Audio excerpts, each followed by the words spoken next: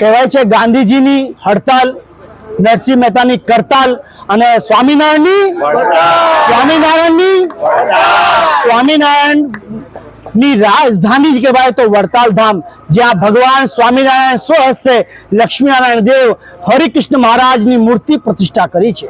તેના 200 વર્ષનો ઉત્સવ છે. આ 200 વર્ષના ઉત્સવ દરમિયાન સ્વયં લક્ષ્મીનારાયણ દેવ હરિકૃષ્ણ મહારાજ આજે ડભોઈ ગામમાં આવીને તમને આમંત્રણ આપે છે. તમે બધા તન મન ધનથી આ ઉત્સવમાં જે 7 નવેમ્બરથી આપણે 15 નવેમ્બર પૂનમ સુધી આ જે મહોત્સવ છે, સમયો છે, તેમાં બધા સ્વયંસેવા કરવા, દર્શન કરવા પધારજો. આ ઉત્સવમાં જે કેવલ માત્ર વડતાલમાં પગ મૂકશે એનો પણ જીવનનો કલ્યાણ થશે નહીં, કેવલ 14 બ્રહ્માંડ ઉગ્યાનું પુણ્ય પ્રાપ્ત થશે.